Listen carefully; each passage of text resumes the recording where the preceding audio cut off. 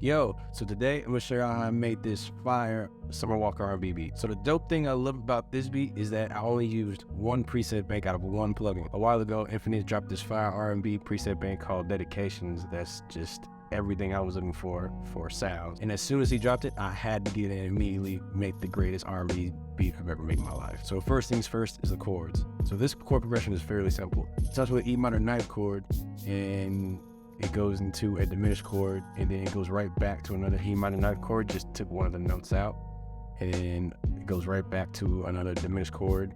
And I took another diminished chord and just raised it up a bit. For the first sound, I used Dream State, which is just some synth keys.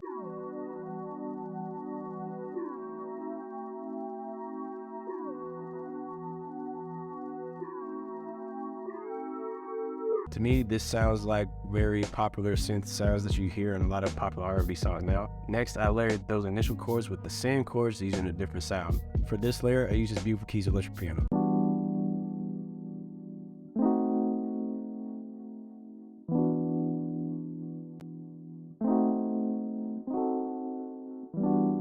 Along with using those exact same chords this time to spice it up a bit, I strummed them, and then I played with the velocity of each of the notes.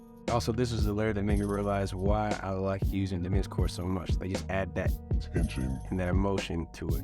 After layering the chords and playing with the notes, I added some simple effects. First was an EQ, where I rolled out all the low end just because I didn't want it to interfere with anything else, which the electric pianos tend to do. Next, I added a fruity reverb, used the default setting, and in the vintage chords, I selected the Juno 6 mode preset. With all those effects, this is what it sounds like.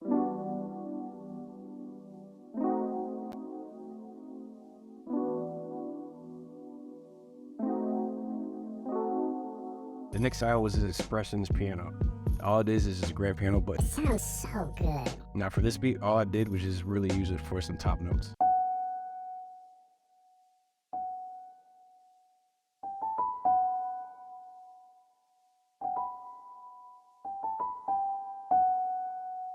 The awesome thing about this is one of them times where I was just kind of playing the keys myself instead of just plugging them in, and I just kind of played until I found what sounded right to me.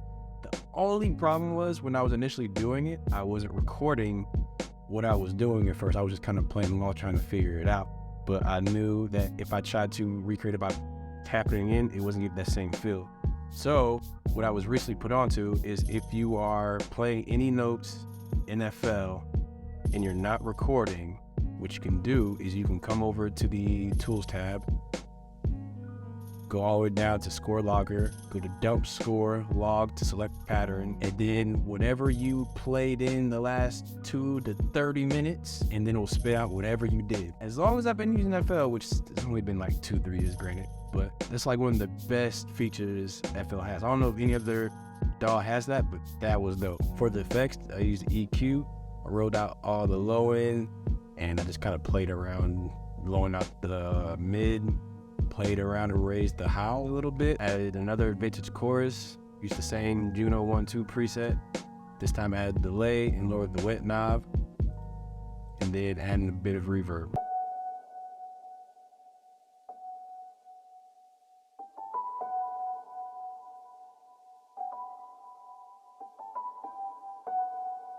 Sounds beautiful and haunting at the same time. It just works. I love it so much. The next sound was this Aquila's guitar. Now for this, I didn't do too much. I just added in a couple notes just to have it go through the beat a little bit.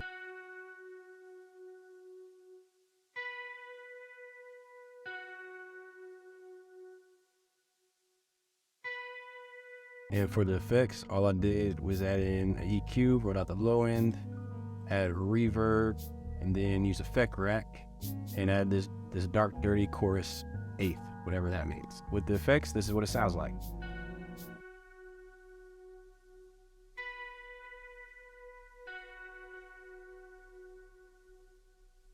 It's really subtle, but it sounded better to me with the effects than without it. This is what a melody sounds like altogether.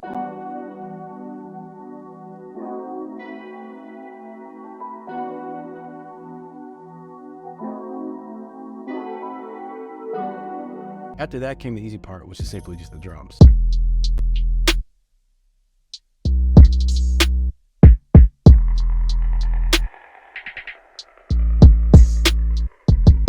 A couple of things I will say about the drums is that instead of having everything hit exactly on the line, especially for the kicks, I actually played with nudging them off the grid a little bit, which kind of gives it a little bit more of a bounce. The end of the kick pattern is like the kicks are stuttering. It gives that stuttering effect, and I just love this so much. And simply all I did was I nudged them off the grid a little bit.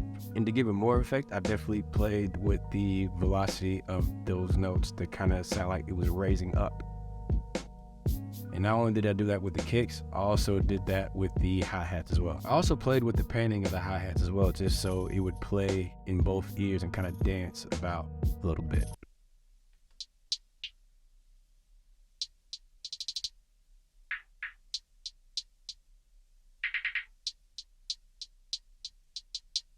You can hear it go from the left ear to the right ear. You can hear it the most when you get to these two hi-hat notes right here. And that's it for this beat. The rest of it is just a little extra flair. Tell me how you feel about this video and beat. Tell me if you liked it, hate it, what you would do better for it. Tell me if you got anything from this.